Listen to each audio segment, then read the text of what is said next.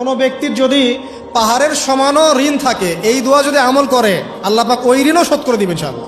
রিজিক তো বাড়বেই ইনশাআল্লাহ, আপনার যত ঋণ আছে ইনশাআল্লাহ আল্লাহ পাক শোধ করে দিবেন। আল্লাহ পাক বলেছেন যে শহীদ, আল্লাহর পথে যুদ্ধ করে শহীদ হয়েছে, এই ব্যক্তির আত্মাও ঝুলে থাকে যতক্ষণ পর্যন্ত না তার ঋণটা শোধ করা হয়। আল্লাহর রসুল কি বলছেন দেখেন, একজন মারা গেছেন, নবী সাল্লাল্লাহু আলাইহি ওয়াসাল্লামের সময় একজন মারা গেছেন, তো নবী করিম সাল্লাল্লাহু আলাইহি ওয়াসাল্লাম বলছেন এই ব্যক্তির কি কোনো ঋণ আছে? একজন সাহাবী বলেন হ্যাঁ ইয়া রাসূলুল্লাহ, তো ঋণ আছে।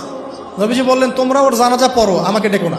আমি এখন কেমন করে আপনাকে বুঝাবো ঋণ কত ভয়ঙ্কর জিনিস। আল্লাহুম্মা ইকফিনি বিহালালিকা আন হারামিকা ওয়া আগনিনি বিফদলিকা আম্মান সিওয়াকা। এই দোয়াটা ছোট না, এটা মুখস্থ করবেন, সেজদায় পড়বেন, নামাজের সেজদায় পড়বেন, আত্তাহিয়াতু দরুদ শেষ তারপরে পড়বেন, নামাজ শেষে হাত তুলে করবেন, যখন তখন শেষ রাতটা করবেন, ইনশাআল্লাহ দেখবেন আপনার ঋণ বলতে কিছু থাকবে না ইনশাআল্লাহ।